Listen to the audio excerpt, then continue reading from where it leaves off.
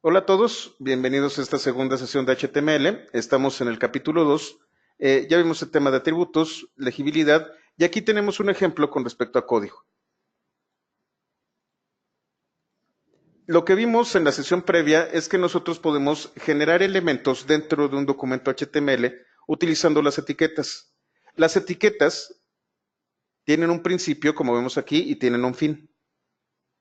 Y entre estas etiquetas de inicio y fin, yo puedo colocar más elementos que pueden ser texto, o pueden ser otras etiquetas como esta de aquí.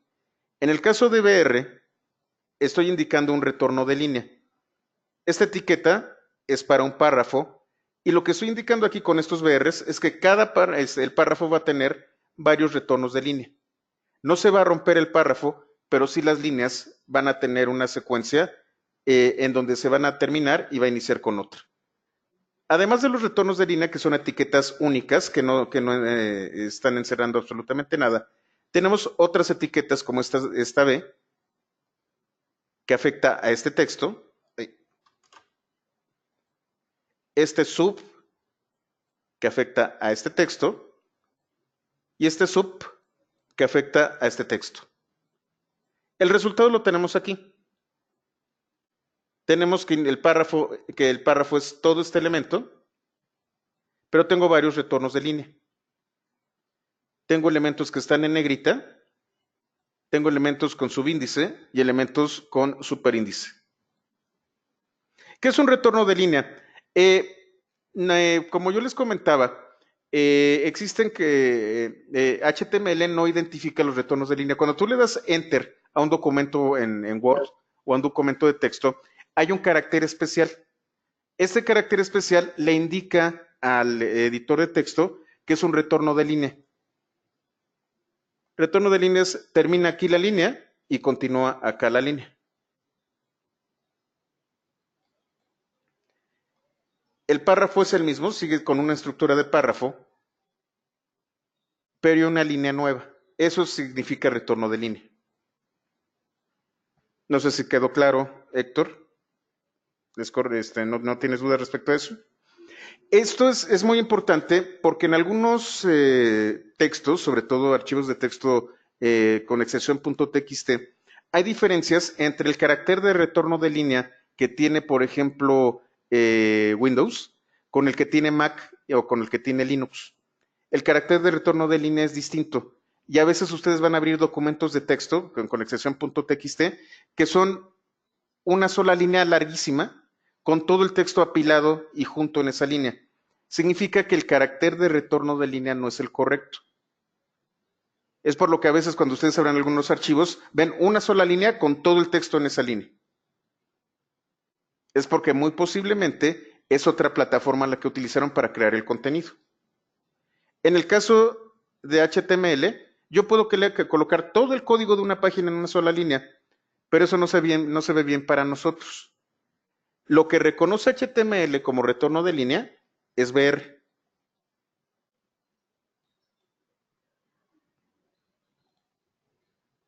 ¿Ok? Y bueno, tenemos comentarios. Un comentario es código, es una pieza de código que no va a hacerle caso el navegador.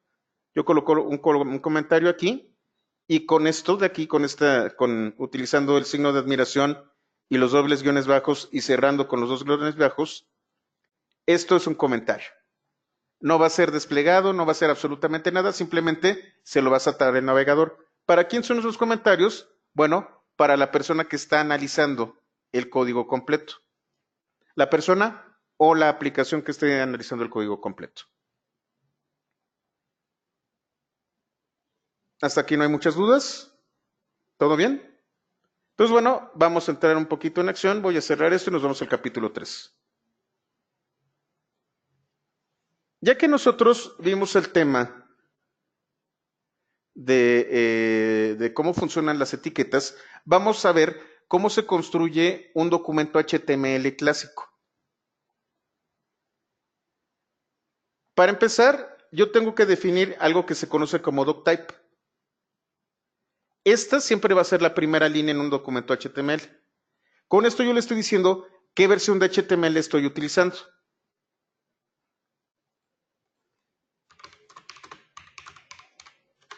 De hecho, yo voy a colocar esta búsqueda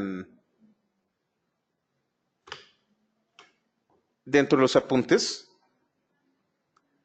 porque esto que yo tengo aquí es la definición del doctype de HTML5. Sin embargo, como yo les comentaba, hay versiones previas de HTML. Vamos a utilizar W3C Schools, es una buena referencia.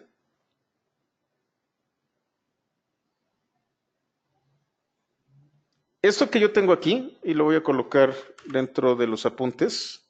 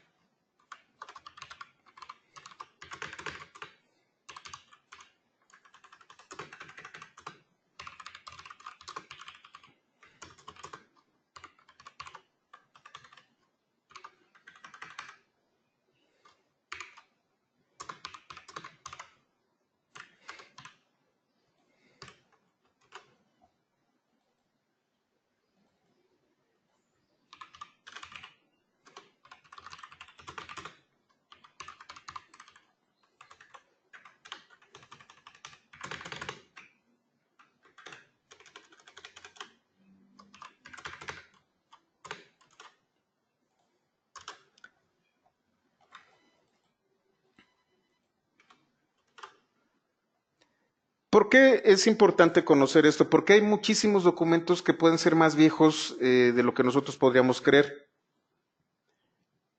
Aquí se define el doctype. Esta es la sintaxis de doctype que utilizamos actualmente.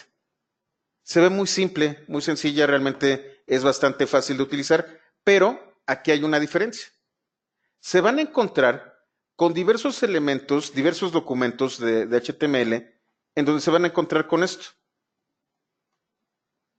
Esta es la definición de HTML 4.01 utilizando lo que se conoce como una evaluación estricta.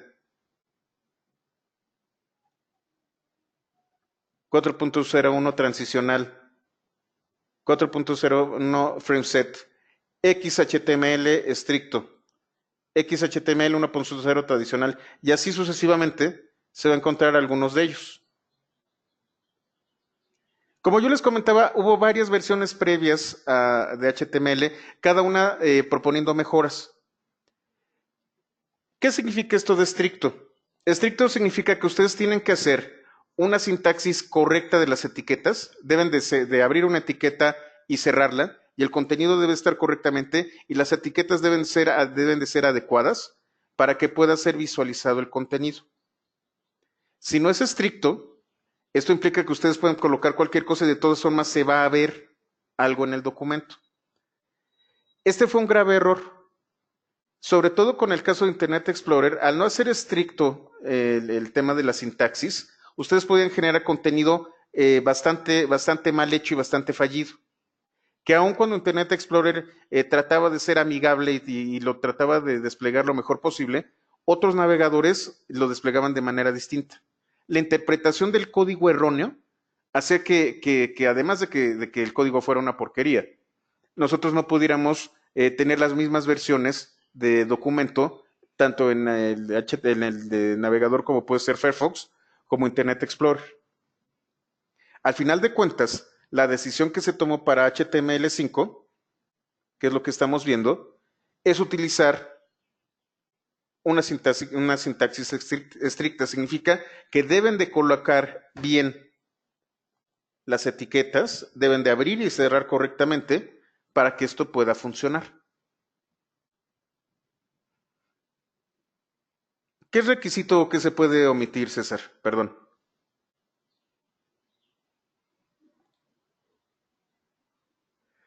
Isaac, si hiciste git pull ayer, no hay problema. Todo esto es obligatorio. doctype HTML, HTML y luego head. Ahorita vamos a ver head. Si ustedes se fijan, la estructura es plana, no hay indentación. Esto lo entiende perfectamente el navegador. Es más, yo podría colocar espacios.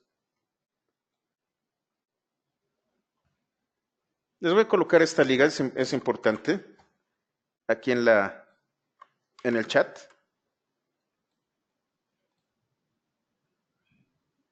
¿Qué es indentación? Indentación es dejar espacios. Cuando nosotros utilizamos Python, cuando programamos en Python, la indentación indica que el código pertenece a un bloque. En el caso de HTML no es necesario, es simplemente una regla de estilo, una mejor práctica. El navegador no le va a hacer caso a la indentación. ¿Cuál es el problema? El problema es que nosotros, cuando revisemos código, nos vamos a dar cuenta de que no hay indentación y nos va a ser más difícil identificar dónde se abre y dónde se cierra un elemento. Sí, exactamente. Solamente sirve para que sea mejor visualmente para nosotros. Exactamente. Es obligatorio hablar de doctype. Yo les comentaba que inicialmente HTML dependía de SGML. SGML necesitaba una definición de toda la estructura de HTML. Lo que ustedes tenían que hacer con estas etiquetas, lo que hacían todas las páginas de internet con estas etiquetas, era cargarla y todo el tema de cómo funcionaban, lo tenían que ustedes buscar aquí. Es más, vamos a copiar esta liga y la vamos a pegar. Estas son las reglas de cómo funciona HTML dadas por DTD.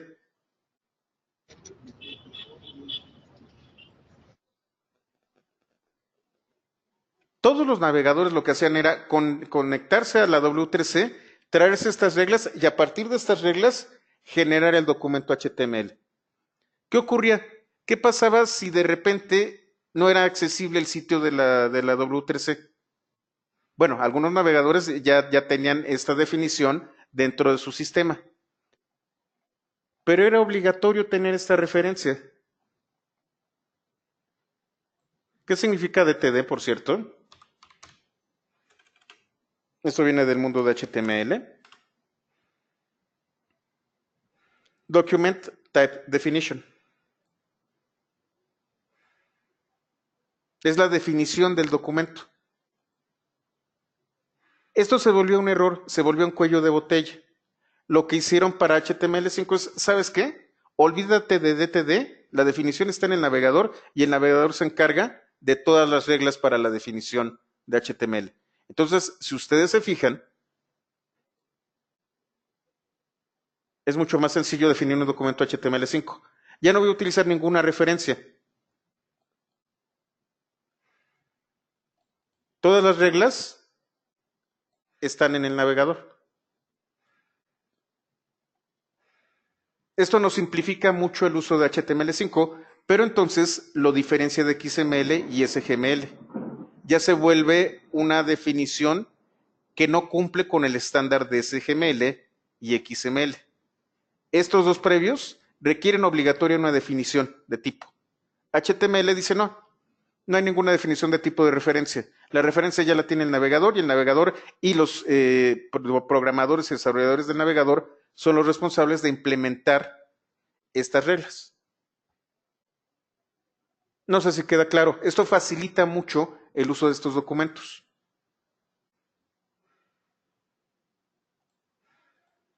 ¿Qué le podemos colocar nosotros al doctype?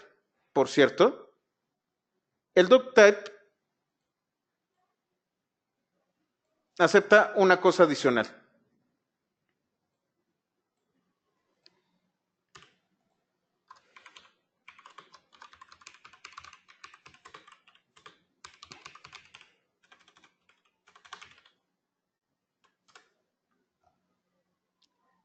Doctype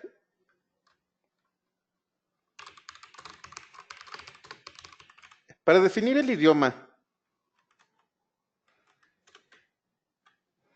en el que se encuentra un documento,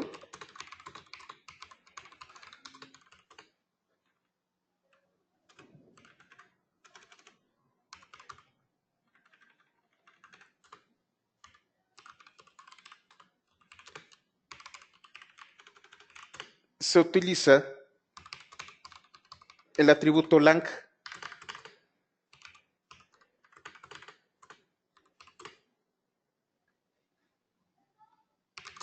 En la etiqueta de definición,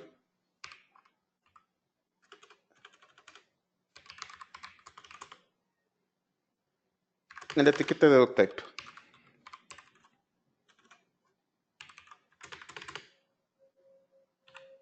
¿Cómo funciona?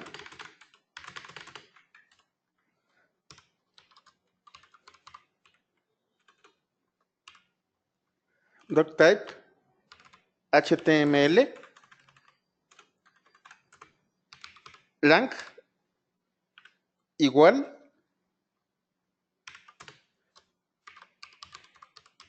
idioma.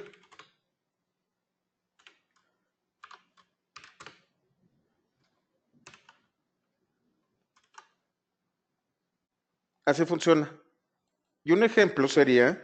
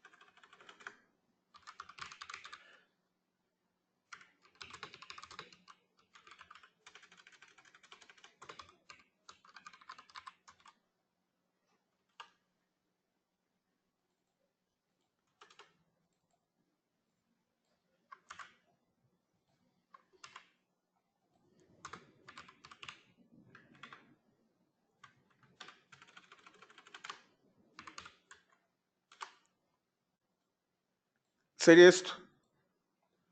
Doctype, HTML, lang igual a es. Es de español. Yo le puedo colocar es-mx con mayúscula. Puedo colocarle FR de francés, puedo colocarle el tipo de idioma en esta definición. Es así como ustedes, bueno, como cuando ustedes tienen a Google, les dice, oye, traduzco la página, Google detecta el tipo de idioma del que se trata a través de esta etiqueta. Al conocer esta etiqueta, es mucho más, este atributo, es mucho más fácil para los navegadores hacer la traducción. Si ustedes no colocan ningún tipo de traducción, por defecto es en inglés. XML. XML es un estándar, también de la W3C. No es cierto, si es de la a ver, XML. ¿Si es de la W3C? Sí.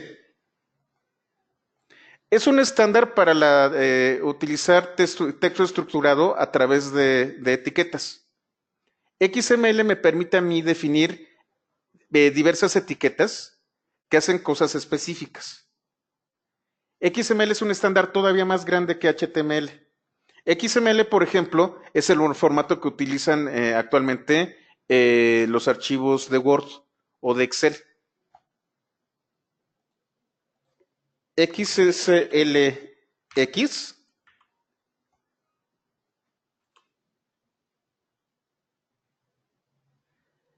es un XML que define los elementos que debe tener un archivo de Excel, por ejemplo. Doc.x es un archivo XML que tiene definidas etiquetas para un archivo de Word. Y existen muchísimas definiciones de estructuras basadas en XML. Eso es XML, es otra especificación.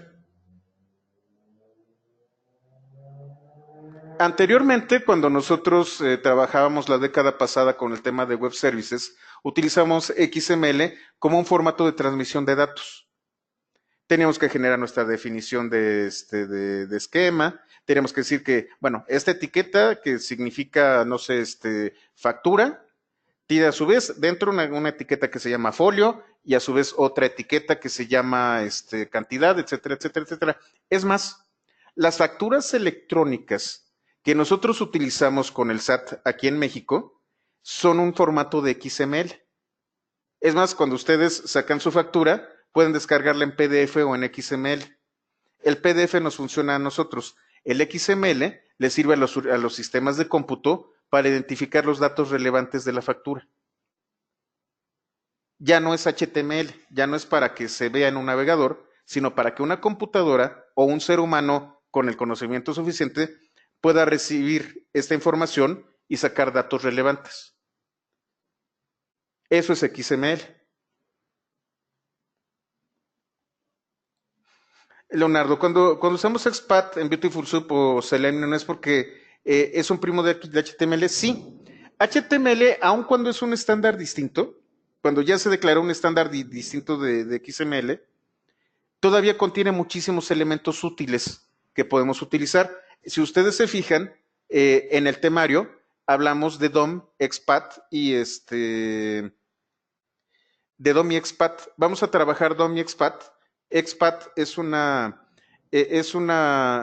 sistema de búsquedas dentro de un documento XML a través de las estructuras. Esto va a ser hasta el final de este diplomado, pero sí, vamos a ver cómo nosotros, independientemente si es HTML o XML, podemos hacer búsquedas como si se tratara de un directorio que contiene a su vez subdirectorios. Les va a gustar, es muy interesante.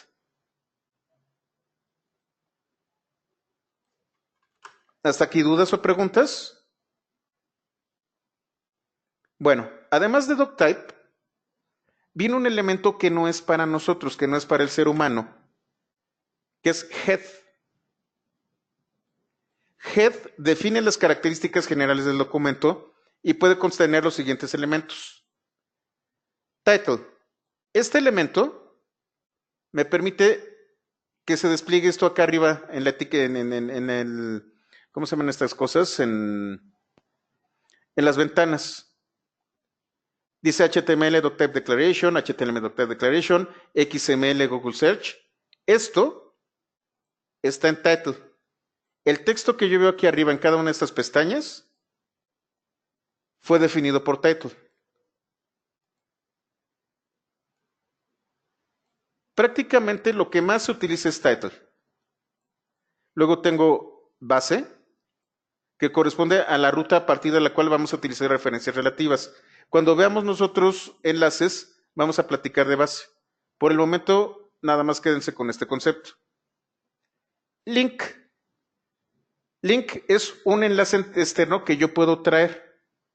Link se utiliza mucho para traer código, tanto de JavaScript como de hojas de estilo, y cargarlo junto con el documento HTML. Link es liga. Y entonces yo puedo generar varias ligas, por ejemplo, no sé si han escuchado ustedes de Bootstrap.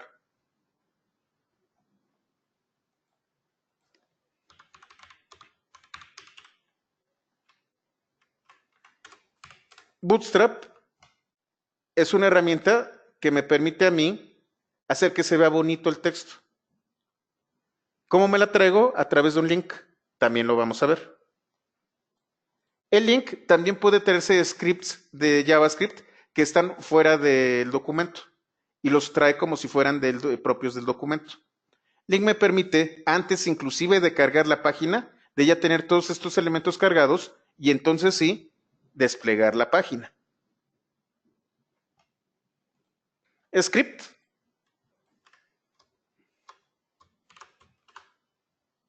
Me permite incrustar código de JavaScript, primordialmente. Style me permite a mí incrustar estilos. Hay dos maneras de trabajar con las hojas de estilo y con los scripts de JavaScript. Una es ligarlos con link y otra es incrustarlos. ¿Cuál es la diferencia? La diferencia es que si yo tengo link, yo tengo un archivo que puedo reutilizar varias veces. Si mi sitio es de varias páginas web, utilizo una sola liga que hace referencia a mis hojas de estilo. Si yo las incrusto, cada vez que yo creo una página, tengo que colocar el código.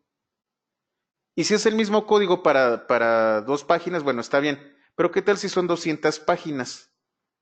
Y si hago una modificación en el código o en la hoja de estilo, tengo que modificar ese cambio en 200 páginas.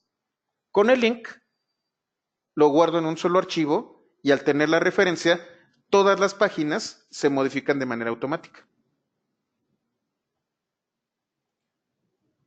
Meta. Meta es de metadatos. Yo puedo colocarle cierta información adicional al documento. Esta información adicional no la veo yo. Otra vez, estamos desarrollando para que lo vea un usuario y también para que las computadoras y los sistemas puedan analizar el contenido. En esta liga, les dice qué etiquetas podemos utilizar. Donde tengo el nombre y el contenido, voy a hacerlo un poquito más grande para que pueda verse.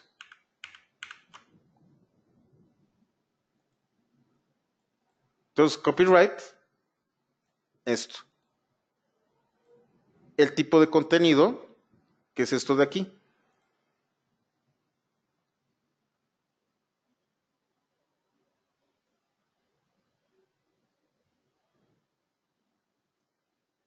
Así es como funciona. De hecho, esta liga creo que está mal. Déjenme revisar, porque tenemos muy pocos. Déjenme traer una liga mejor después. Meta me permite definir muchos datos que van a ser útiles una de dos, para desplegar mejor el contenido o para que las computadoras entiendan mejor lo que está dentro del contenido. Esos son los metadatos. Ahora, todo esto está dentro de Head. Head, como ustedes pueden ver, todavía no es la parte que nos interesa a nosotros o nos interesaría, que es la de desplegar información. La información de un documento HTML está en body. Head es cabeza, body es cuerpo. En Head coloco información que tiene que ver con el documento. En body coloco información que va a formar parte del documento. Digamos que esta es la configuración inicial. Y aquí es en donde empezamos a crear el documento.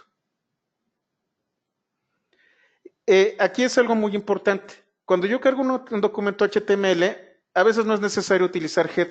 Hay valores por defecto que va a utilizar el navegador para head. Si yo no le coloco un head, todos los valores por documento que tiene el navegador son los que se van a aplicar.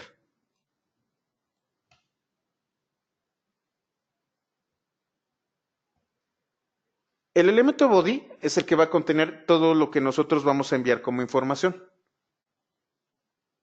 Aquí una pequeña advertencia. Cada navegador web puede presentar de forma distinta los elementos de un documento HTML. Es posible que algunos elementos no sean soportados por algún navegador en una versión específica de este. Este es el problema principalmente con Internet Explorer. Internet Explorer, como les dije, fue un dolor de cabeza. De hecho, hasta el propio Microsoft ya lo está desechando. Y generó muchísimos problemas para desplegar información. Una de las decisiones más sabias que hizo Microsoft es decir, ¿saben qué? Internet Explorer está desfasado, no funciona, está obsoleto, y nosotros mismos les recomendamos que utilicen otro navegador, como en el caso de Edge, que está más actualizado y soporta los estándares más actualizados de HTML. Tengan mucho cuidado con eso. Cuando ustedes desarrollan para el front, es increíblemente frustrante ver que lo que ustedes hacen para Firefox no funciona de manera igual para Google, no funciona de manera similar para Safari o para el navegador que ustedes tienen en su dispositivo móvil. Uno de los grandes problemas que tenemos es eso, hay diferencias en cómo se despliega la información. Tener que arreglar esto para cada uno de los diversos navegadores es complicado. Sin embargo, vale la pena que lo exploremos a través de esto. Ya posteriormente, cuando ya ustedes estén trabajando y puedan utilizar HTML de manera muchísimo más industrial, no tan artesanal como lo vamos a hacer aquí, van a escoger un framework como por ejemplo Bootstrap. Bootstrap les va a facilitar la vida porque ya contiene toda una serie de elementos que les permiten hacer que la página se vea igual en Chrome, que se vea igual en Firefox o que se vea igual en Safari. Para eso sirve Bootstrap. Para unificar y sobre todo facilitar la visualización del documento.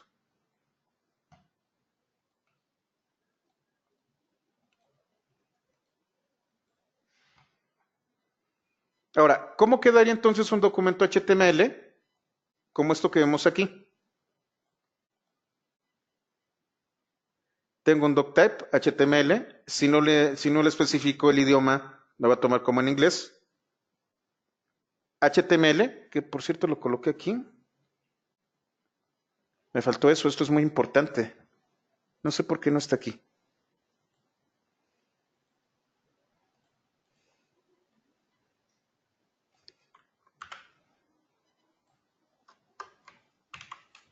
Esta es una versión que debe de haber cambiado.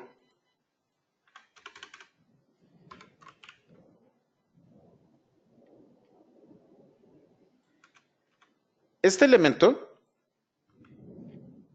el elemento HTML, que es muy importante, no sé por qué se me pasó, es el elemento, vamos a llamarlo raíz.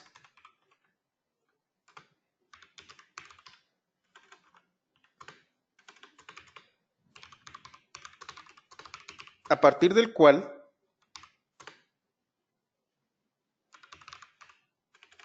se genera un documento HTML.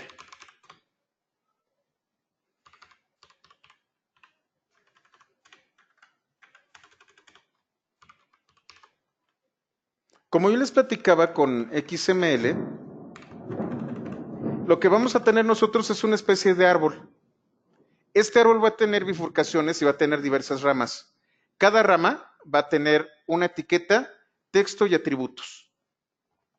La raíz de este documento es HTML. A partir de aquí sale todo el árbol y la raíz es esta. Esto lo vamos a entender cuando veamos el DOM, porque a partir de aquí vamos a nosotros poder movernos dentro de toda la estructura del árbol y traernos el elemento o el atributo que nosotros querramos extraer. Y entonces tenemos este ejemplo. Doctype, HTML, luego el documento en sí empieza aquí, la cabeza del documento es esta, y luego tengo esto de aquí. Vamos a empezar a hacer nuestros primeros pininos.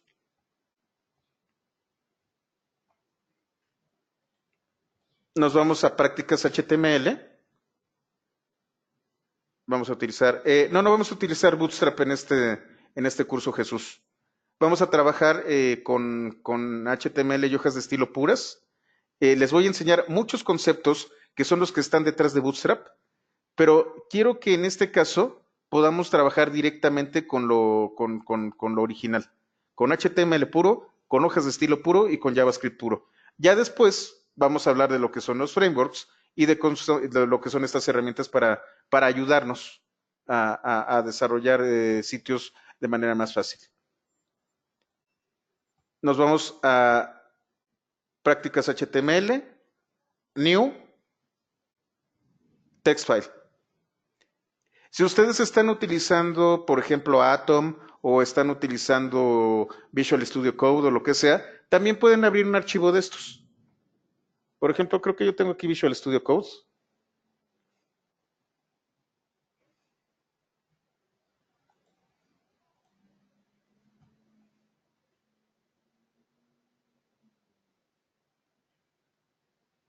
Dejen cerrar esto es algo que estaba trabajando previamente.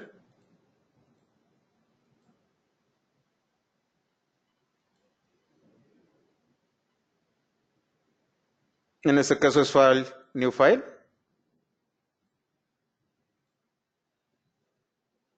File Save As.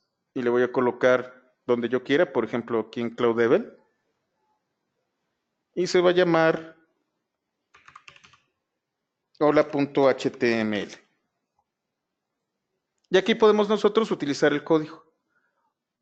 Si ustedes lo prefieren y tienen la máquina virtual, pueden crear un archivo que se llame untitled.txt, se colocan sobre el nombre, le dan clic, hola.html. Con esta extensión, Jupyter ya sabe que esto va a ser código en HTML.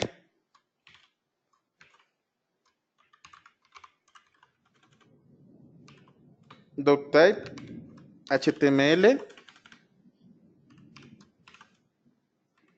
Y vamos a hacerlo lo mínimo posible.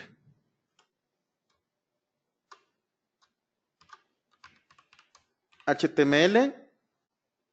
Fíjense cómo automáticamente indenta. Yo no tuve que dejar estos espacios. Cuando le di Enter, lo indentó. No voy a tener un head, voy a tener body. No voy a hacer otra cosa más que colocar texto. Puedo colocar el texto que ustedes quieran. Cierro con body. Cuando el editor se da cuenta de que estoy cerrando una etiqueta, automáticamente la alinea. Esa es una de las ventajas que tenemos con el editor de Jupyter. Y cierro HTML. Esto es el documento más básico que yo puedo crear. Bueno, obviamente podría ser sin texto, pero pues no me sirve de mucho. Vamos a colocar el texto. Lo guardo. Puedo hacer lo mismo en Visual Studio Code o en el editor que ustedes consideren. Obviamente tiene mucho más cositas bonitas, tiene numerado y yo puedo desplegar o colapsar las etiquetas, etcétera, etcétera. Pero bueno, al final el código es el mismo y lo guardo.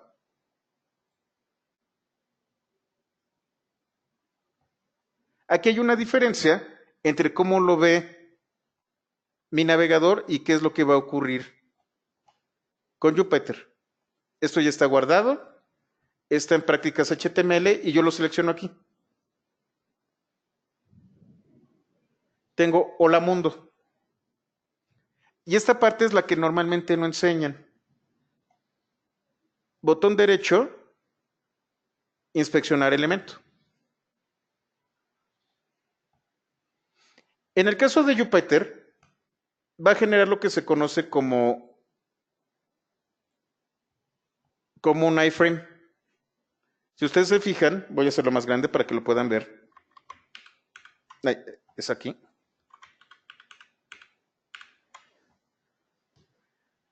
Yo tengo doctype HTML, luego HTML, y aquí hay un head.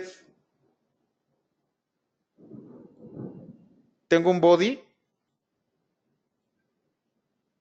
luego tengo ID container, y aquí un iframe. ¿Y qué dice? SRC, voy a colocarlo más grande todavía.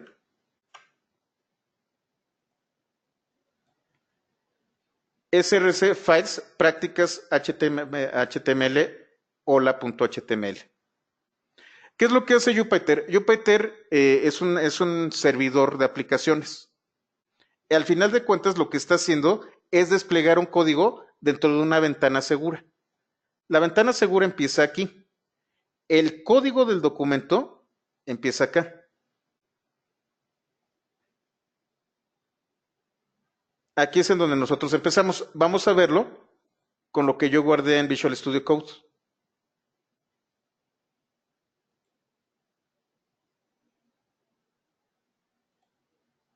Lo guardé yo en código CloudDevel, me parece. Código CloudDevel. Aquí está, hola. Lo abro. Por defecto, yo estoy utilizando también Firefox. Fíjense qué pequeñito se ve. Así está configurado para Firefox. Botón derecho, inspeccionar elemento. Como no estoy dentro de Jupyter, es mucho más fácil ver la estructura. Doctype HTML, luego HTML, y fíjense aquí, dice head. Yo no definí un head.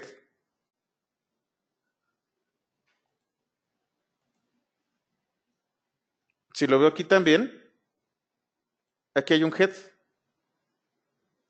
Como yo les comentaba, el navegador automáticamente le asigna un head. ¿Qué es lo que contiene?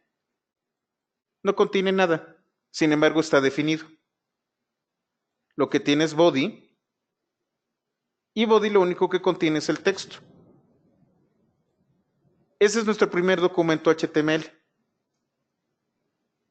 En Jupyter hay una capa superior, que es la parte del servidor de aplicaciones. En el caso de hacerlo directo, eso es lo que nosotros vamos a tener. Esta estructura siempre va a ser la de un documento HTML. Guárdenla muy bien, porque cuando nosotros utilicemos DOM, vamos a poder traer documentos HTML e incrustarlos en otro documento HTML. Y la estructura es la misma. Doctype, HTML, un head, que en este caso está vacío, body y lo que contenga el body. Y cerramos con HTML otra vez. Lo puedes hacer con Sublime, lo puedes hacer con cualquier tipo de editor, no hay mayor problema. ¿Qué significa igual igual a 0? ¿Dónde está?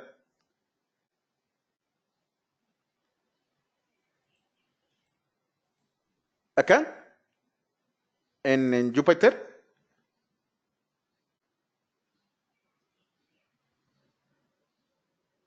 Sí abre el head, pero y sí lo cierra. Aquí está, aquí está. Abre el head con la primera etiqueta y lo cierra con la segunda, pero no hay nada en medio.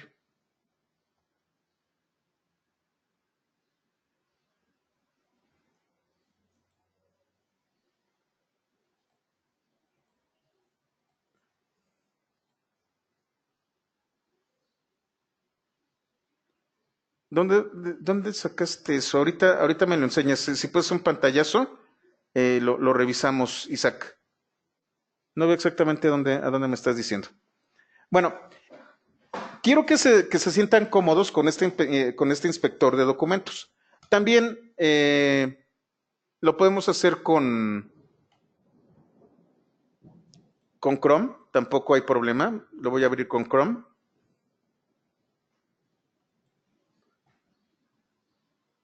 Aquí está Lola Mundo con Chrome. Botón derecho, inspeccionar elemento, también con Control Shift I. Y van a tener una estructura similar. Tanto Firefox como Chrome y Safari y todos los demás tienen el inspector de elementos. Ah, ya está, este igual a 0.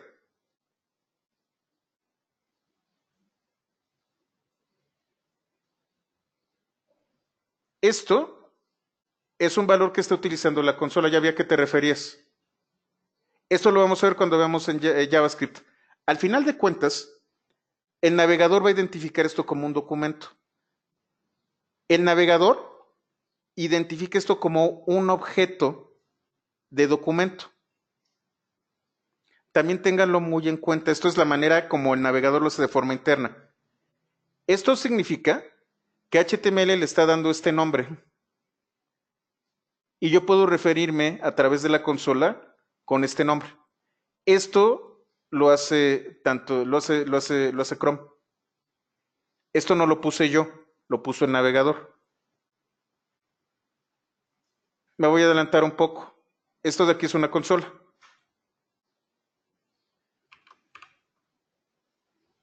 Si yo tecleo porcentaje 0, aparece HTML.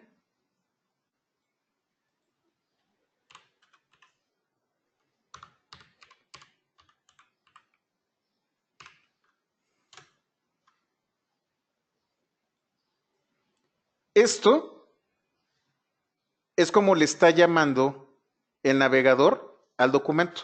Esto lo vamos a ver más adelante. No se me espanten. Vamos a trabajar con esto. Es la referencia que está haciendo al documento completo. Y aquí estoy viendo todos los atributos y valores del documento. El inspector de elementos es muy poderoso. Vamos a trabajar con él. De hecho, es más que suficiente como para que yo pueda darles un curso de HTML y hojas de estilo. Ahorita lo que me interesa no es la consola. La consola la vamos a ver un poquito más adelante. Lo que me interesa es que vean esto. ¿Cómo lo interpreta el navegador? Si se fijan aquí también, abre y cierra, pero no hay contenido. Abre y cierra, pero no hay contenido. ¿Hasta aquí queda todo claro?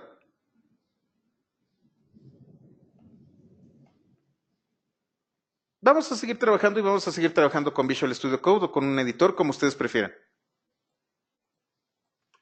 Ahora lo que voy a hacer es colocar un head.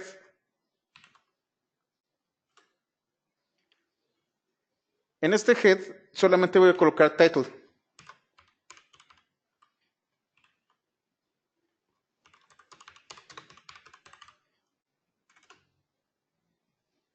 Nada más hola. Lo voy a copiar aquí. Guardo. Y voy a utilizar también el hola.html que tenemos acá.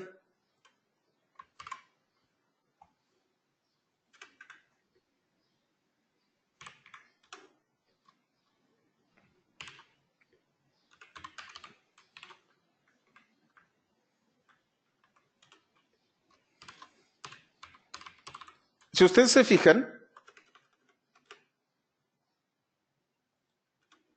se pone en rojo, significa que hay un error de sintaxis. Es title. Disculpen ustedes, también soy ¿cómo se dice esta cosa? Disléxico. ¿Qué estoy haciendo? Estoy colocando head y únicamente el elemento title. Lo guardo. Aquí en Visual Studio Code también title.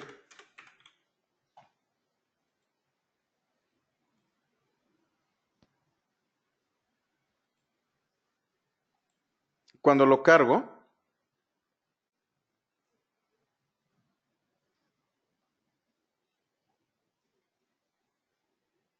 aquí dice hola.html y aquí arriba dice hola.html. Déjenlo guardo, perdón, save, y ahora sí lo recargo. No me lo está colocando. Vamos a verlo acá en Visual Studio Code.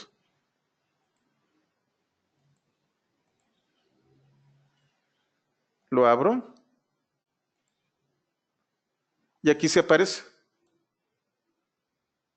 Title me da este hola que aparece en la etiqueta. ¿Qué es lo que está ocurriendo aquí? Con este hola que estoy yo abriendo con el navegador. Déjenme lo guardo y lo cierro.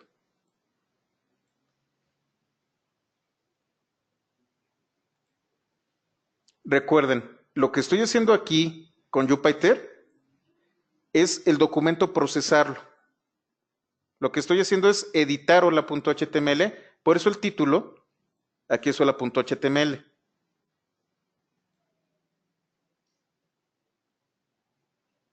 Si me voy al contenedor y al iframe,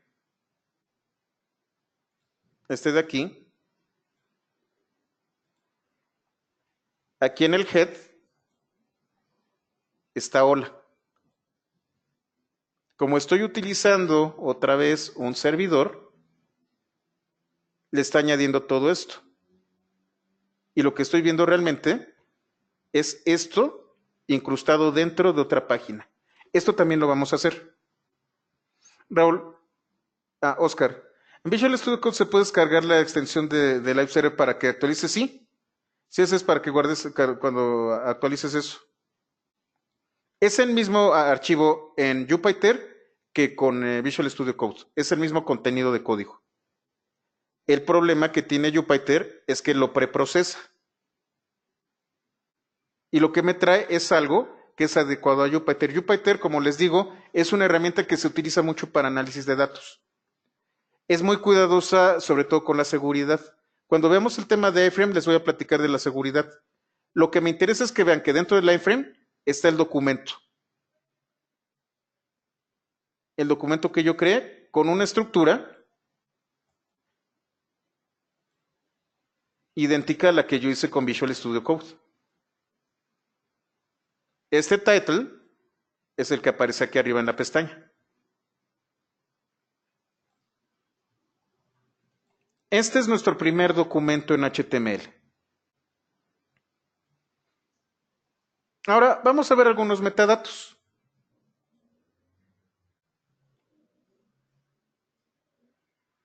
Este es el archivo que es holamundo.html, que está en ejemplos. Si ustedes se van a PyCD 101, HTML ejemplos, está Holamundo. ¿Qué es lo que contiene? Voy a hacer más pequeño esto para que lo puedan ver.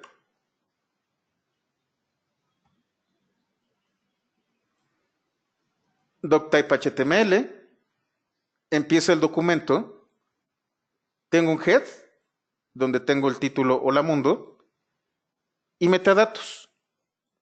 Este metadato es muy importante. Charset, les recomiendo que lo utilicen todo el tiempo. Con Charset yo le indico al navegador qué tipo de codificación voy a utilizar. Las páginas en Internet están escritas en español, alemán, inglés y sobre todo chino. Los chinos se están inundando de contenido Internet.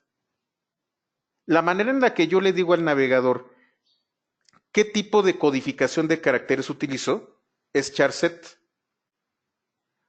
UTF-8 es un estándar que proviene de otro estándar llamado Unicode.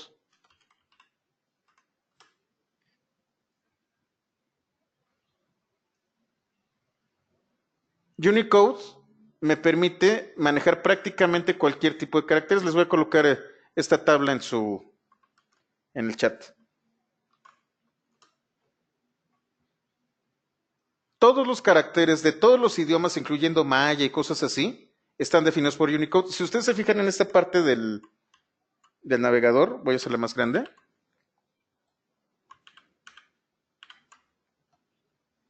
Conforme me voy moviendo, van apareciendo puntitos rojos. Estos puntitos rojos me indican dónde es que estos caracteres son utilizados.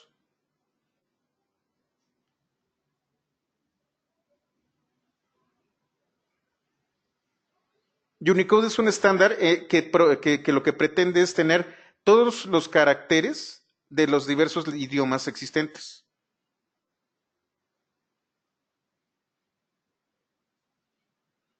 Son demasiados caracteres. Si nosotros estamos hablando en español y sabemos que solamente vamos a trabajar con gente que habla español o que habla italiano o alemán, solamente necesito una parte de esta tabla.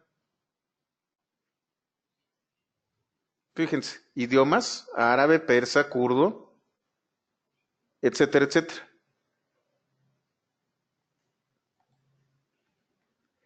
Hay dos que son básicos. Uno que se llama latín básico. De hecho, se conoce como latín 1. En donde están los caracteres, aquí pueden ver que son los caracteres europeos y americanos, primordialmente. Y hay otro que se llama UTF-8.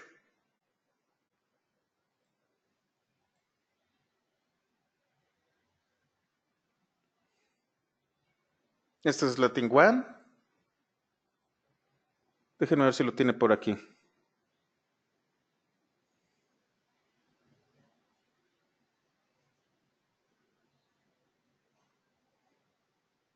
Son subconjuntos de esta especificación. UTF-8 es un conjunto de caracteres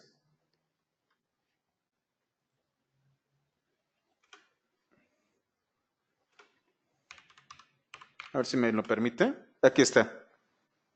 Le acabo de pedir UTF-8 y me trae estos, que es Latin suplemento. Latin 1 suplemento.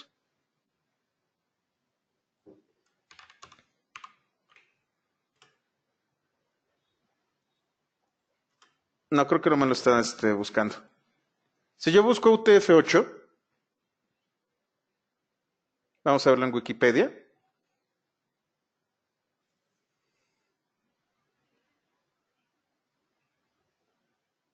Son los caracteres que yo puedo utilizar también de manera normal son los caracteres occidentales, para llamarlos de alguna manera. El más común de los formatos de codificación que se utiliza en Internet para todos los caracteres occidentales es UTF-8. De vez en cuando se van a encontrar con Latin 1. Latin 1 lo utilizan también documentos como Word. Cuando ustedes utilizan, ¿cómo se llama esta cosa? Un formato de texto que es el enriquecido, RTF. Seguramente se han encontrado con documentos que son RT con la excepción RTF. Rich Text Format. Utiliza por defecto Latin 1. La manera en que yo puedo ver los caracteres depende de yo lo que defina aquí en el charset. Si yo no defino bien esto, si le coloco ASCII, por ejemplo, no se van a ver bien los acentos. Vamos a hacer el ejemplo. Vamos aquí, me voy a Head,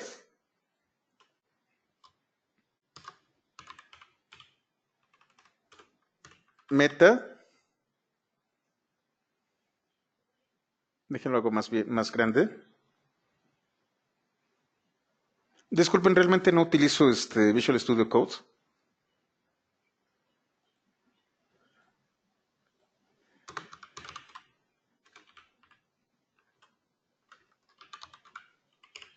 ¿Qué pasa si yo utilizo ASCII y le coloco hola niños?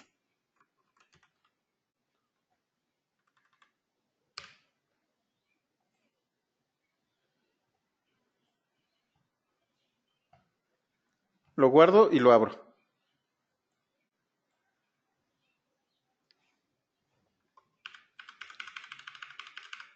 Seguramente se han encontrado con este problema.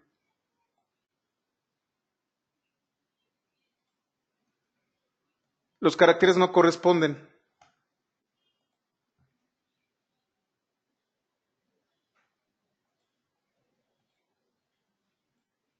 Cometí un error. No será el meta, perdón. Ahí está. No lo guardé bien. Otra vez lo recargo para que lo vean. Y se ve mal. El Voynich, así es. A ver, Mariana, entonces, por ejemplo, si quiero escribir en japonés o en chino, necesitas otro tipo de charset. Exactamente.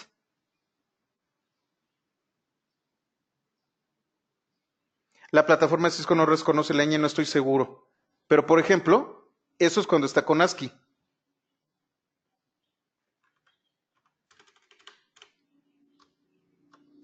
UTF-8. Lo guardo. Refresco. Y tan solo por cambiar el charset, ya está correcta la información. ¿Cuál es la diferencia entre UTF-8 y Latin 1? La posición de los caracteres. Cada carácter corresponde a un número en particular. El número de la ñ en Latin 1 no es el mismo número de la ñ en UTF-8. Como son subconjuntos de unas tablas de caracteres, la numeración difiere. Para que no haya dudas por parte del navegador, ustedes eligen charset. Y eso les va a ahorrar muchísimos problemas en el futuro, porque seguramente han visto este tipo de problemas cuando ustedes están utilizando un servidor web que de repente los caracteres están modificados. Es porque el charset no está bien definido.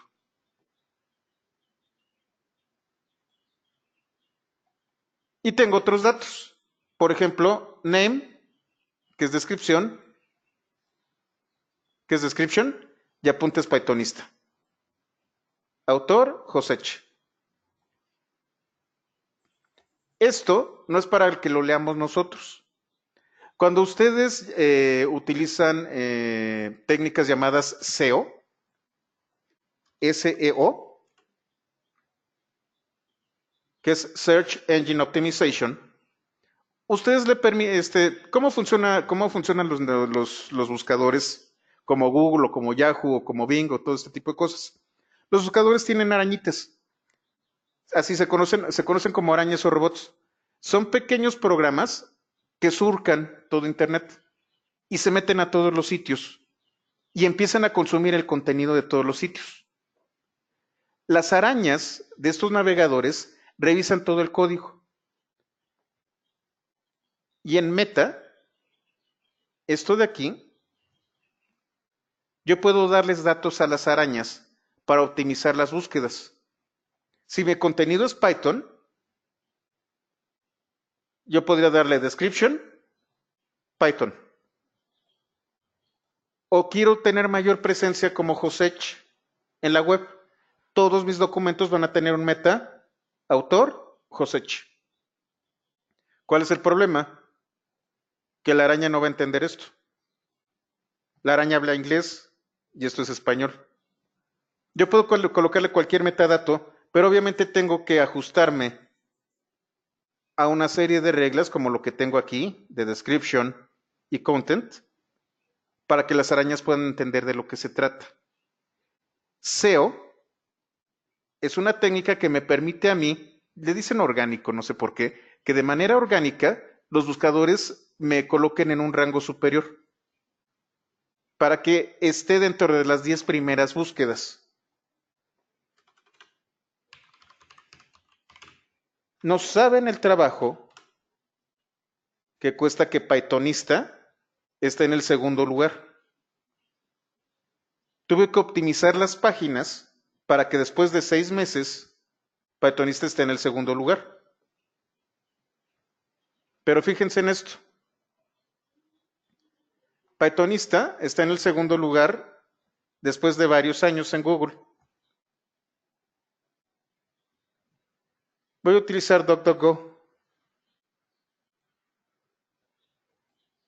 De hecho, ¿esto qué es? ¿Qué es lo que estoy? Sí, aquí estoy. ¿Por qué no tengo Google configurado? Guácala. Déjenme, me salgo. Guácala. Este es otro navegador que no utiliza mi perfil. Lo que hace Google cuando nosotros utilizamos un navegador es guardar nuestras preferencias, analiza los sitios en los que hemos estado y a partir de eso me hace una sugerencia. DuckDuckGo no utiliza los datos. Pythonista en DuckDuckGo, si se fijan, no aparece el sitio a nivel internacional. Aparece el sitio de YouTube. También aparece el de GitHub, pero no aparece pythonista.io. Pero si yo le pico aquí y le digo, hazme la búsqueda, pero exclusivamente para México, que por cierto, ¿dónde está?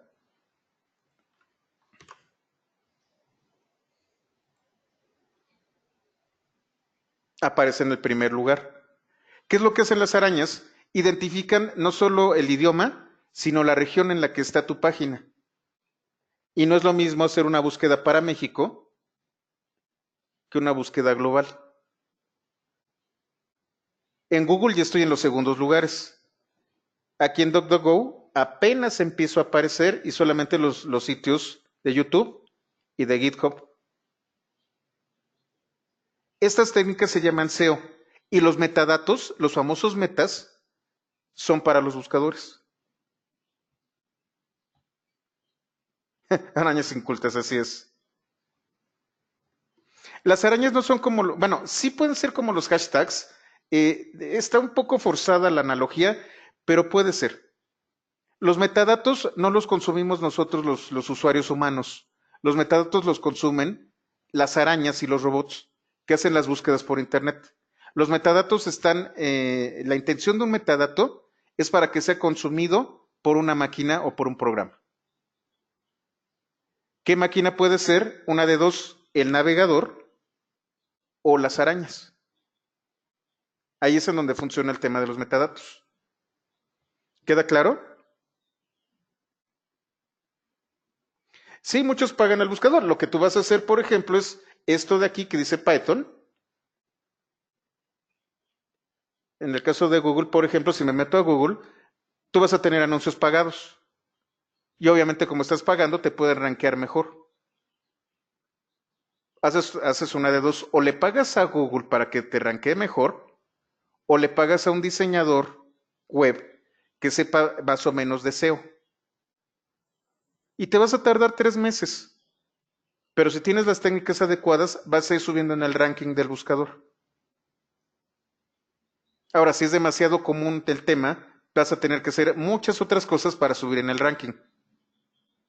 Por ejemplo, si tú tienes un proyecto que se llama Ford, pues vas a competir con la empresa llamada Ford. O si es demasiado genérico, vas a competir con todos los temas que sean genéricos. Se llaman spiders en inglés, Jesús. ¿Qué tuve que hacer para que Pythonista subiera? Número uno, contenido original. Número dos, colocar metadatos específicos respecto a temáticas. Python, web development, etcétera, etcétera, desarrollo web. Tengo metadatos en inglés y en español. Contenido, contenido, contenido y contenido. Y ligué el sitio a YouTube y a GitHub. Y además tengo las referencias por medio de ¿cómo se llama? De Facebook. Total, tuve que hacer varias cosas para que Pythonista fuera visible. Pero lo principal es siempre tener contenido, siempre actualizar contenido. Y entonces ustedes pueden meter algunos elementos, como puede ser Google Analytics.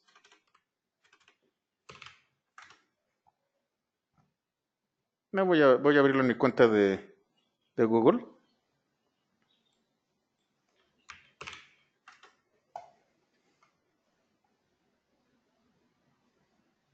En donde meto un script que no solo le permite entrar a las arañitas, sino que hace un análisis de quién está entrando en mi página. Y entonces es al revés. Yo analizo quiénes están entrando a mi sitio y puedo hacer un análisis de cómo está funcionando.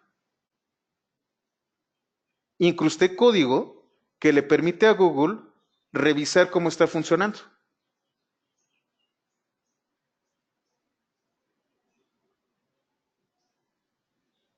Tan fácil que se ve hacer una página web, ¿verdad? Pero esto es lo importante. Si usted no solo es tener la página web, es que la página web se vuelva relevante. Que tengan el suficiente conocimiento para poder competir con el resto de los sitios web y poder subir en el ranking. Por ejemplo, ¿qué contenido es el que más están visitando de Pythonista? Escritura y lectura de archivos. Si yo quisiera mejorar el ranking, necesitaría colocar mayor contenido aquí. Esto me da muchas ideas de qué puedo hacer para mejorar el tráfico en mi sitio web. Y todo se basa en páginas hechas en HTML. Jesús, cuando introduces muchos metadatos en las etiquetas, no lenta para nada la descarga de los documentos. Estás hablando de que son unos cuantos bytes. Afortunadamente, como está en texto, no se alenta nada. Obviamente, bueno, si estás sirviendo 1,000,000,000 de páginas, pues sí lo va a alentar. Pero cuando son 10,000 al mes, como ocurre aquí en este caso, que no es demasiado, y también me costó mucho trabajo que tuviera 10,000 visitas al mes. De hecho, fue hasta principios de este año cuando realmente explotó el número de visitas de mi sitio. Es cuando empiezas a preocuparte un poquito, pero de entrada realmente no le pega mucho al rendimiento del servidor.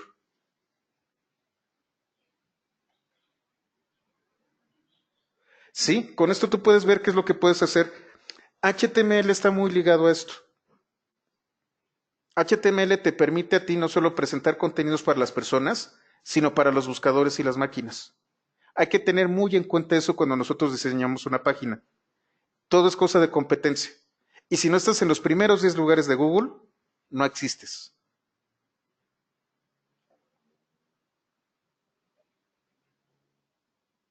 También digo, además del SEO, existen otras técnicas en donde de manera, pues no ilegal, pero sí no muy correcta, aprovechan el algoritmo de Google para subir en el ranking.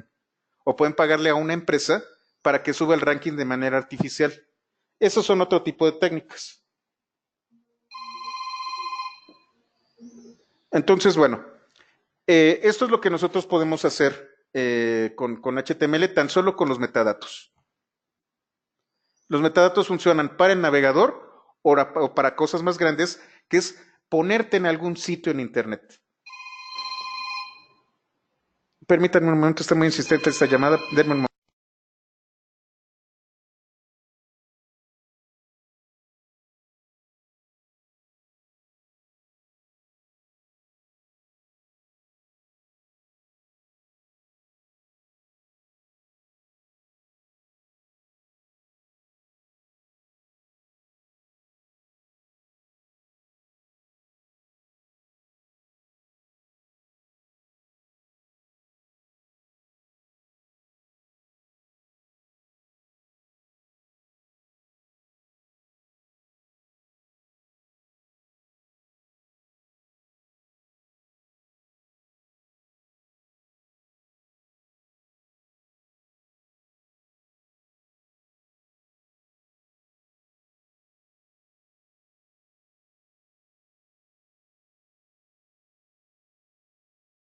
Sí, perdón, ya ven que hay gente muy insistente en los teléfonos. Ya, perdón. Querían venderme una tarjeta de crédito. Bueno, vamos a continuar. Justamente hay empresas que se encargan de esto. Hay empresas que si tú tuviste un problema de relaciones públicas, hacen todo lo necesario para que ese tema en particular se vaya del ranking de Google en particular. Entonces empiezan a hacer contrapesos a las malas noticias. Y es legal, lo puedes hacer, pero no es una práctica demasiado ética. Hay muchas maneras de hacer que el ranking se mueva si conoces cuáles son los criterios y los algoritmos que se utilizan. De manera orgánica, lo único que necesitas es mucho trabajo y ser constante con tus publicaciones. Entonces, bueno, vamos a continuar.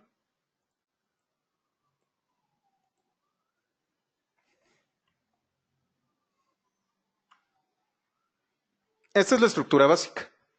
Ahora, vamos a hablar sobre el texto que yo le puedo colocar. Ni siquiera vamos a hacer que se vea bonito, simplemente vamos a hablar del texto. Y esa es una de las características nuevas que tiene HTML. Las versiones originales de HTML tenían todo incluido. Tenían texto, tenían contenido, tenían los scripts y tenían la manera en cómo ustedes hacían que se vieran los colores, todo esto. A partir de HTML5 hubo una separación. El contenido está primordialmente en HTML. No significa que no puedas colocarle hojas de estilo y cosas así, pero te recomiendan que el contenido esté exclusivamente en el documento HTML. ¿Cómo se ve? Está separado. Esas son las hojas de estilo. Y es ahí en donde vamos a hacer las diferencias. Y los scripts están en los frameworks de JavaScript. Anteriormente las páginas tenían absolutamente todo pegado. Ahora ya las podemos separar y hacerlas más ordenadas y sobre todo reutilizamos tanto el código de las hojas de estilo como el código de los scripts y lo más importante, el contenido que es lo que nosotros estamos presentándole al mundo puede ser visto en una televisión de 4K o puede ser visto en un monitor de 1024 por 768 o puede ser visto en un dispositivo móvil o puede ser escuchado por una persona que tiene problemas visuales. Hacemos que el contenido se vuelva independientemente del dispositivo e inclusive del usuario. Y entonces nosotros podemos generar reglas para el dispositivo o para el usuario. Y el contenido sigue siendo el mismo. Vamos a hablar sobre qué tipo de elementos de texto podemos nosotros colocar. Cerramos aquí y nos vamos al capítulo 4. Después de esta sesión van a hacer git pull porque acabo de modificar los apuntes. Pero vamos al capítulo 4.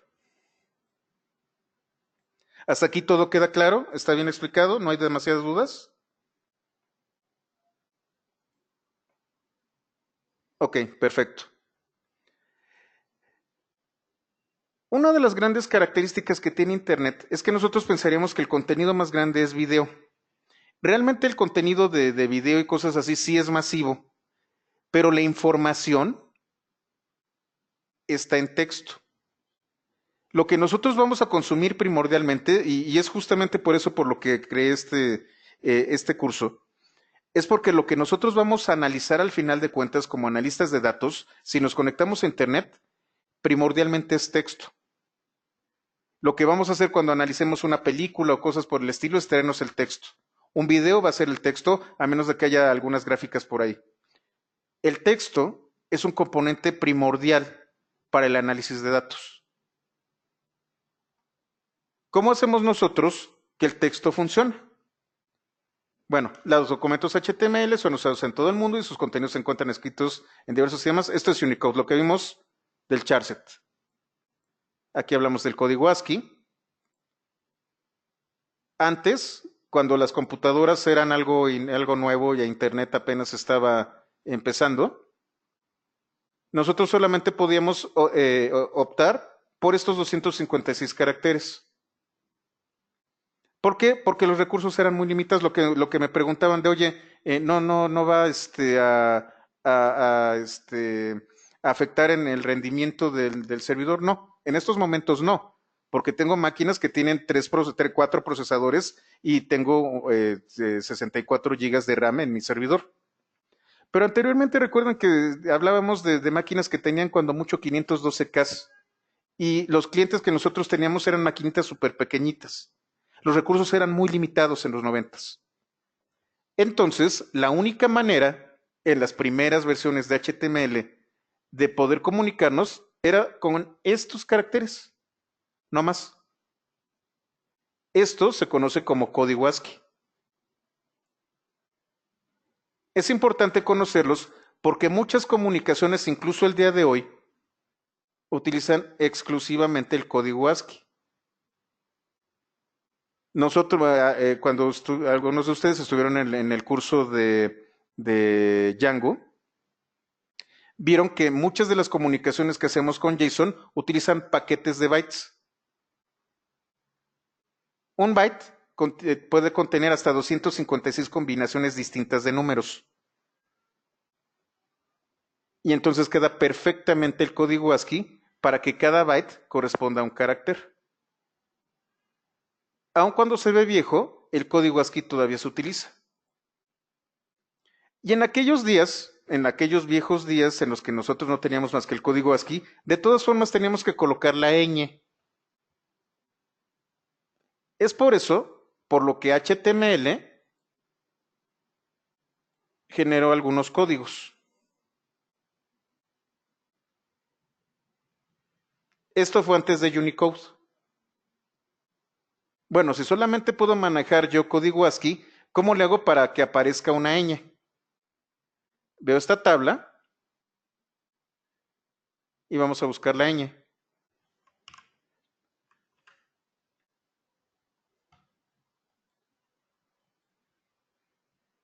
Aquí está la ñ mayúscula que corresponde, voy a hacerlo más grande,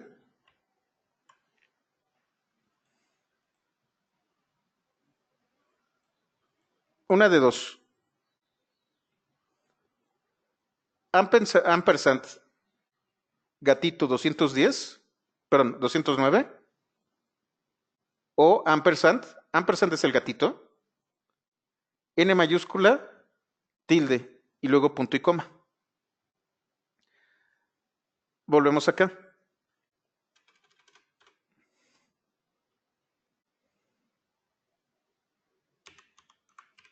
Charset ASCII.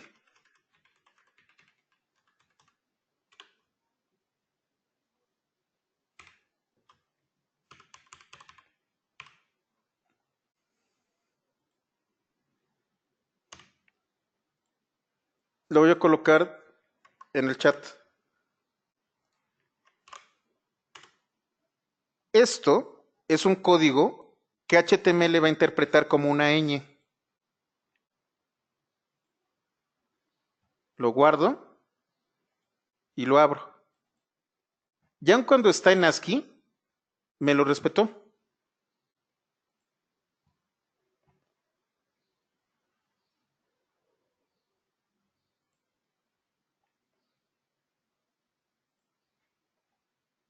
Ahora, la ñ minúscula también corresponde a un número, que es 241. Copio esto, quito este código y coloco este otro. Guardo, recargo y otra vez funciona. Esta era la manera antigua de cómo incluir caracteres especiales. Les recomiendo mucho que tengan cerca estos códigos, porque a veces no podemos cambiar la codificación, sobre todo cuando estamos detrás de una aplicación web. Esto no va a funcionar. Si la aplicación web no está hecha como tú decías por ahí, Isaac, que Cisco no lo reconoce, pues no nos va a quedar de otra más que colocar estos códigos. Aquí está el símbolo, puede tener un nombre o puede tener un código numérico. Así es como el HTML viejo veía antes de Unicode algunos caracteres.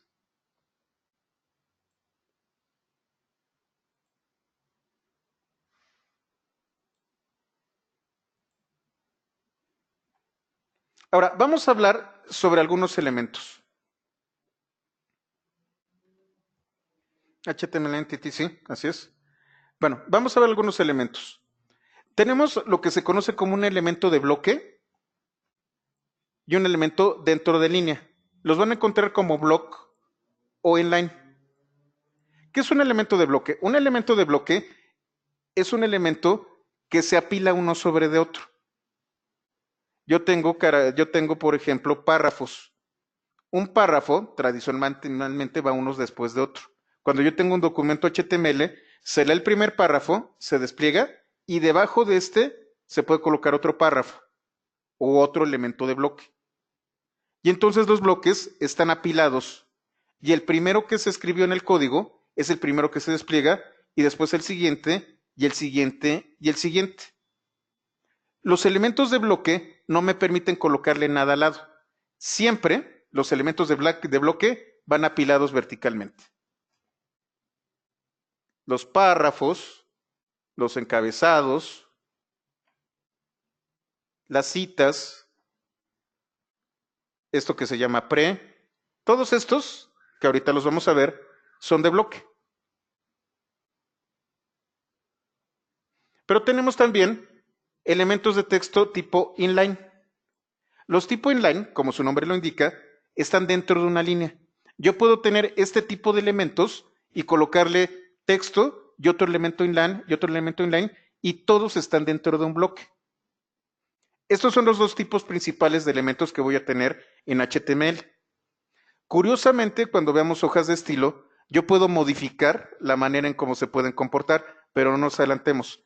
En este momento, solamente vamos a tener dos tipos. Vamos a tener bloque, en donde yo voy a tener elementos que se apilan, e inline, que son los que viven dentro de estos elementos de bloque, y puedo colocar uno al lado de otro. ¿Queda claro? Para que quede claro, pues vamos a ver un ejemplo, el ejemplo del capítulo 3. No, de hecho es del capítulo 2. En el capítulo 2, yo definí un elemento de bloque que es el P. Si yo colocara otro elemento P, se colocaría debajo de este. Y dentro del bloque,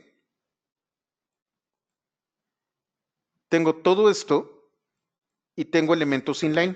BR, el salto de carro, es inline, el salto de línea es inline. Las negritas son inline. Esta es de bloque, la P, y dentro del bloque tengo elementos inline. ¿Puedo tener elementos de bloque dentro de otros elementos de bloque? Sí. El problema es que no va a estar al lado de otro. Cada vez que yo coloco un elemento de otro, de bloque, se va a colocar debajo. Lo vamos a ver cuando veamos las listas.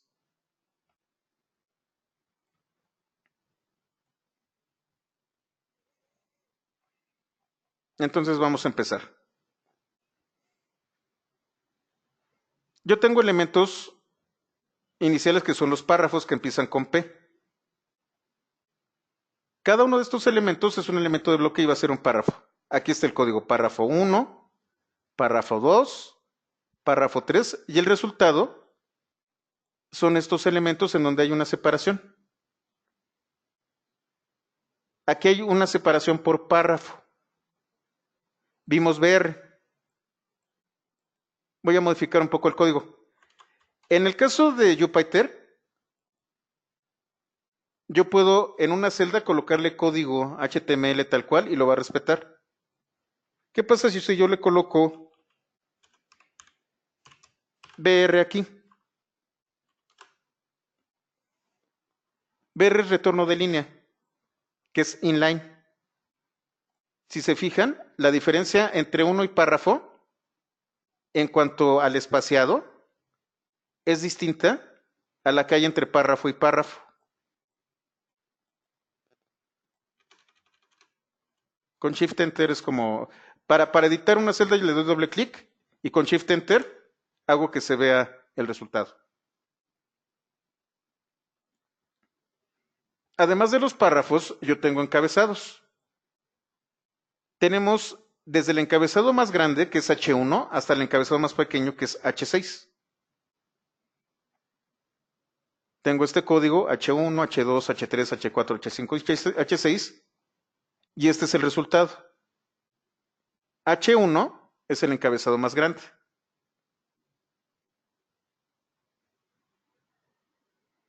Ahora, yo a veces voy a citar a alguien. Yo utilizo block quote. Voy a generar un elemento de bloque en donde voy a utilizar una cita. Tengo el código, yo nunca dije eso, y luego Albert Einstein. Si ustedes se fijan, yo tengo un elemento de bloque que tiene dos elementos de bloque. Este es el resultado. Vamos a copiar esto y vamos a irnos otra vez al Visual Studio Code.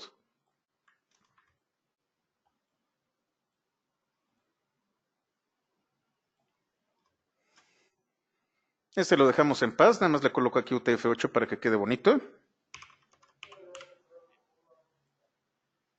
Lo guardamos. Save as y le voy a llamar ahora texto.html. Si ustedes están utilizando la máquina virtual,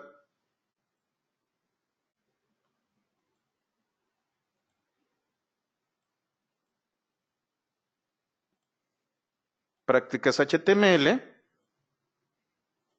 duplicate, rename, texto.html. Para editar, lo seleccionan y se van a edit.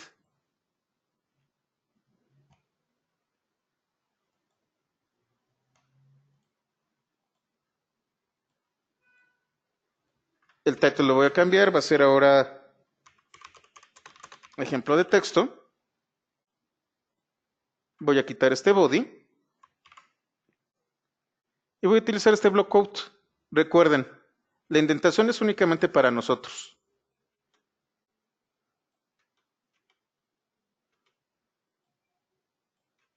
Al navegador realmente no le interesa ¿cómo se llama? La indentación. Lo guardo y lo abro. Este es de tipo block quote, pero vamos a hacerlo más interesante. Voy a cerrar esto para que no haya diferenciación.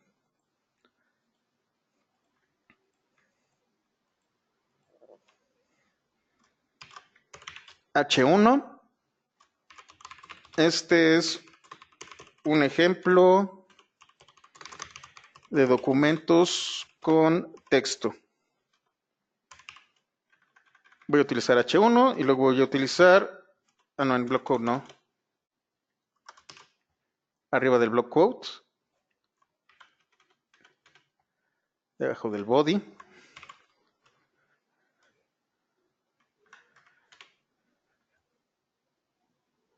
Y voy a colocar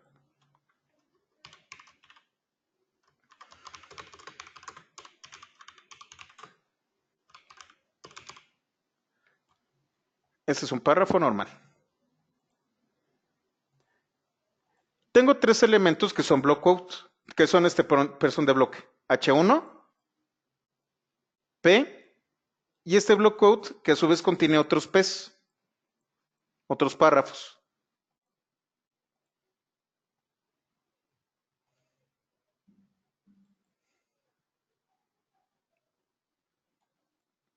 Como pueden ver, esto está enorme. Bueno, tengo una resolución de 200%. Vamos a dejarlo así. Este es el formato por defecto que utiliza los encabezados. A ver, Isaac, ¿hay una manera de escribir la ñ en cualquier formulario que sea reconocida? No, no, son tantas las codificaciones que es difícil que tengas una para todas. Siempre te vas a encontrar con alguna aplicación que utiliza una codificación especial. Y bueno, si tú traes un dispositivo chino, pues está todavía peor. No hay excepto Unicode que apenas se está implementando, no hay una regla universal. Bueno, vamos a ver. Esto es como se ve un encabezado. Esto es un párrafo normal y estos dos párrafos están dentro de block quote. Cada uno es un elemento de bloque. Se coloca uno después de otro. Se fijan en este espaciado.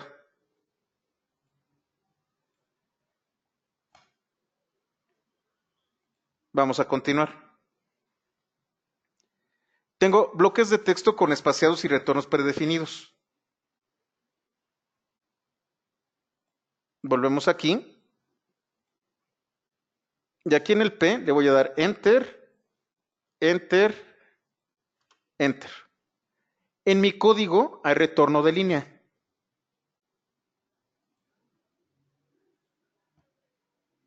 E inclusive ustedes pueden ver la indentación.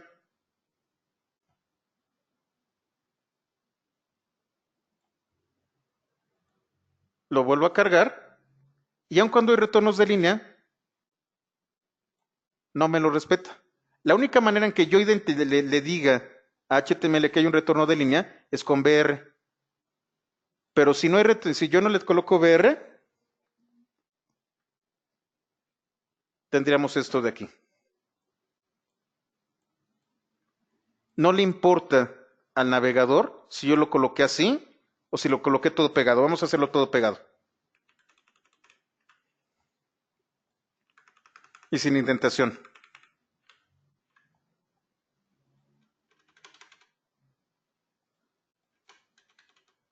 Que es más o menos lo que saldría si yo utilizara un programa para sacar el código.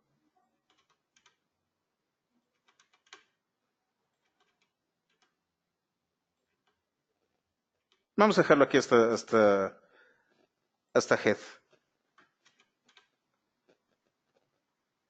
Este es el código de HTML. Lo guardo. Recargo. Y de todas formas se ve así. A pesar de eso, pues tengo este chorizo que es lo que es el código.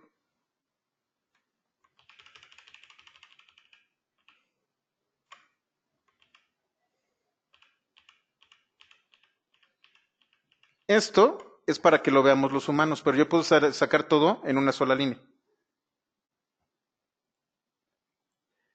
¿Qué pasa si yo quiero meter código de Python, por ejemplo? Python es susceptible a la indentación.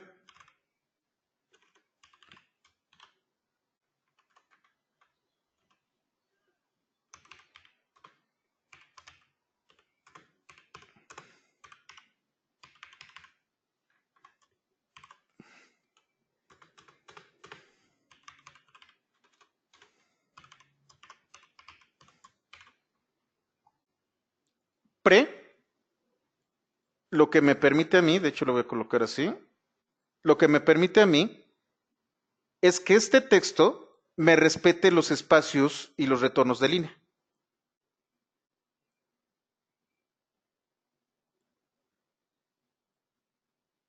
Inclusive me cambia el tipo de letra.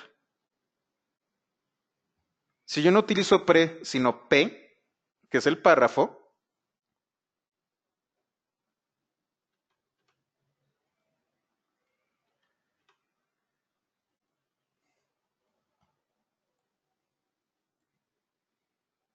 me despliega esto así. Entonces pre me permite a mí respetar los espaciados, los tabuladores y los retornos de línea.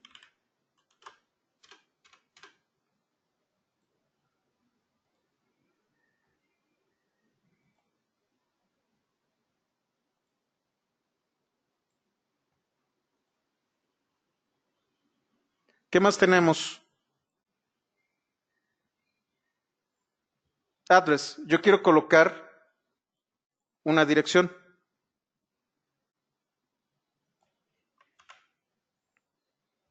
Voy a colocarla así tal cual, ya no me voy a poner tan creativo. Solo voy a hacer un copy-paste.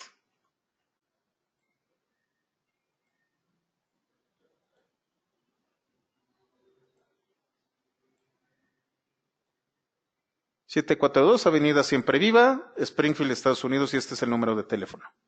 Si se fijan, cambia la manera en cómo se despliega, dependiendo de una etiqueta. A ver, por punto adicional, ¿de quién es esta dirección?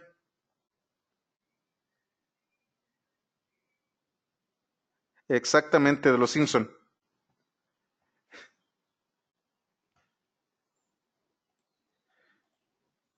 Ahora, yo puedo también utilizar una especie de diccionario.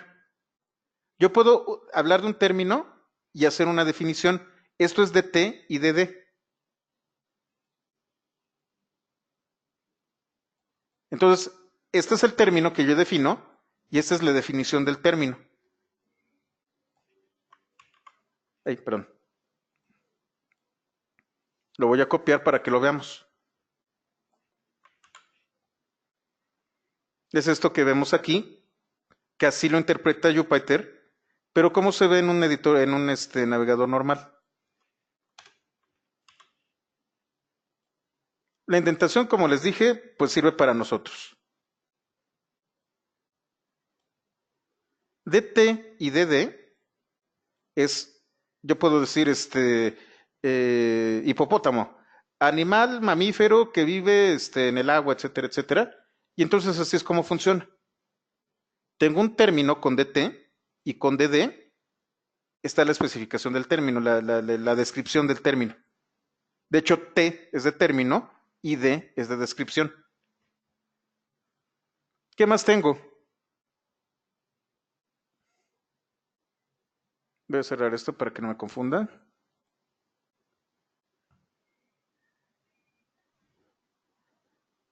Tengo details y summary. Esta es muy particular.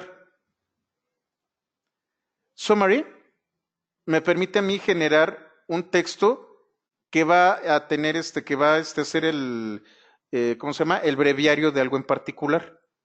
Y con details, si yo le pico, me va a traer toda la información.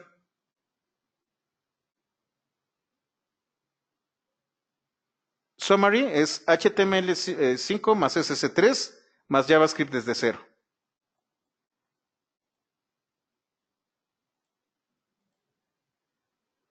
Y en Details, y Summary está dentro de Details. Details es el contenedor.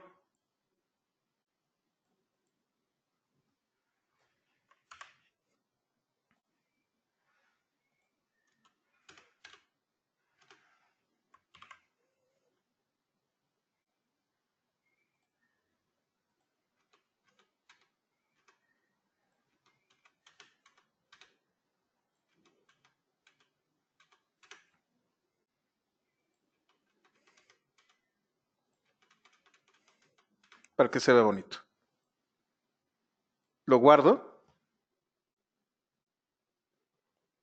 Y abro con el navegador. Fíjense. Aquí en esta parte dice HTML más CSS3 más JavaScript desde cero. Y está este simbolito. Si yo le pico al símbolo, me trae esto. No necesito yo ni JavaScript, ni hojas de estilo, ni nada para hacer un efecto así. Tan solo con saber que tengo details y dentro de details, perdón, tengo summary, que es el contenedor, y dentro de summary tengo details.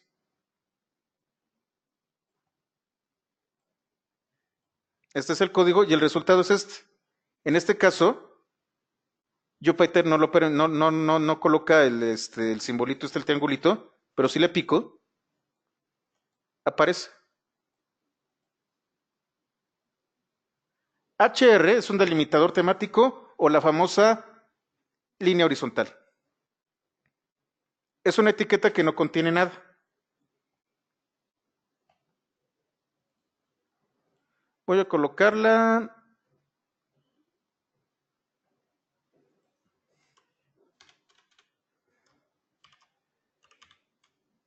HR.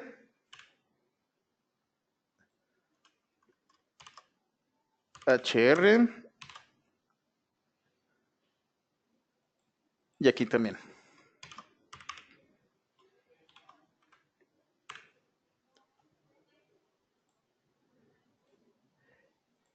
Otro comentario. Yo le puedo que yo acepta HTML que yo solo coloque HR así.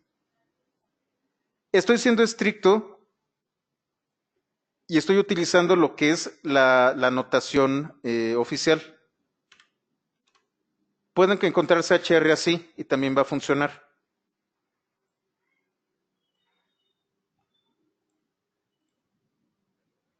HR es esta línea.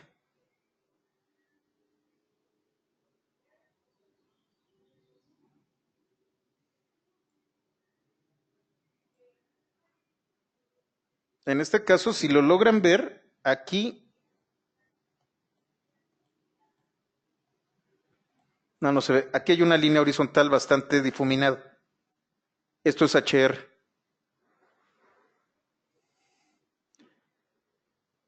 ¿Qué elementos de texto son inline? Otra vez, inline es lo que puede estar dentro de un bloque. El retorno de línea, que ya lo vimos, que es este de ejemplo de aquí. Y aquí es entonces en donde vamos a hablar sobre una característica que es M y un efecto que es I. Y me indica que el texto contenido entre esta etiqueta va a ser en itálica. M me va a decir que el texto entre esta etiqueta se le va a hacer énfasis. No sé si se entiende. Lo que tú vas a hacer es enfatizar un texto. ¿Cómo lo vas a enfatizar? Colocándolo en itálicas. Voy a copiar esto. El resultado es este de aquí. En este caso, itálicas es el estilo y énfasis es el efecto. Lo copio.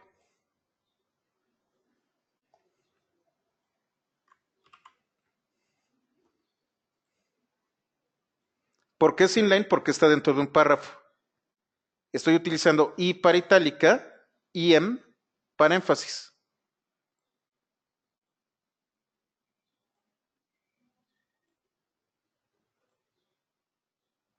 Entonces tengo itálica y énfasis. Cuando nosotros veamos hojas de estilo, itálica es un estilo de letra, es un tipo de letra, es parte de una tipografía. Énfasis, yo lo puedo modificar. A lo mejor cuando yo le coloco quiero que se coloque en color azul. Y entonces ya se diferencia. Pero de entrada, énfasis e itálica parecen ser lo mismo.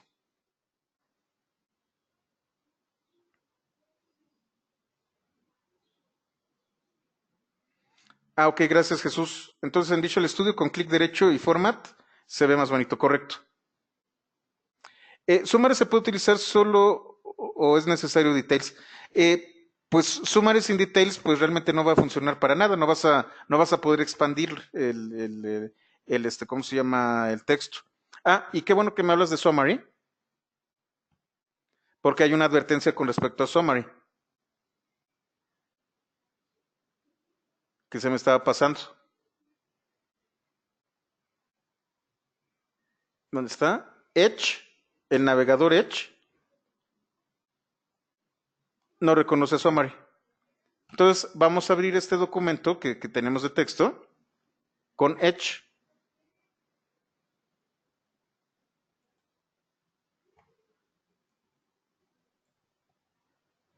Fíjense cómo se ven distintos. Y aquí, Summary, no funciona. Esta etiqueta no es reconocida por Edge, mucho menos por Internet Explorer. Summary funciona para Firefox y funciona para Chrome.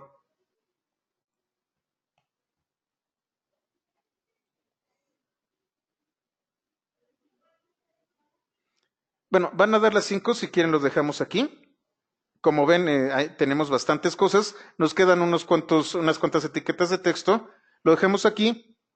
Mañana vamos a ver listas, tablas. Vamos a ver también hiperenlaces que se llaman anchors. Y vamos a ver qué vamos a ver. De una vez les digo para trabajar mañana. Estos primeros días han sido bastante tranquilos. Nos vamos a ir bastante rápido. Vamos a ver listas, tablas, hipervínculos, imágenes, formularios, multimedia, elementos de página. Todo esto lo vamos a ver durante esta semana y la próxima semana nos vamos a dedicar exclusivamente a hojas de estilo. Oscar, por lo que has leído, tiene un mayor valor semántico. Exactamente. Vamos a hablar sobre los valores semánticos en donde nosotros podemos definir un elemento y este elemento lo podemos modificar. En el caso de I, es itálica. Es un tipo de aplicación al texto en sí. Esto lo vamos a ver cuando veamos las hojas de estilo. Pero sí, efectivamente, tiene mayor peso semántico. No que HTML es estricto y que no iba a dejar que el navegador se portara mal, sí, pero no puede ser tan estricto. Tienes que llegar a un pequeño balance, Raúl. Si te vuelves increíblemente estricto, no vas a poder ver páginas que tienen un pequeño error. Y entonces puede valer gorro mucha documentación que tuviste previamente. Si fueras totalmente estricto, no podrías desplegarlas. Lo que hacen los navegadores, bueno, cuando es HTML5, se vuelven más estrictos que si fuera un HTML4. Pero de todas formas les permite hacer alguna que otra cosita. Digo, una diagonal no hace tanta diferencia. Pero si tú colocas etiquetas que no tienen nada que ver, ahí sí te va a marcar errores o no lo va a desplegar. Entonces, bueno, lo dejamos hasta aquí y nos vemos el día de mañana.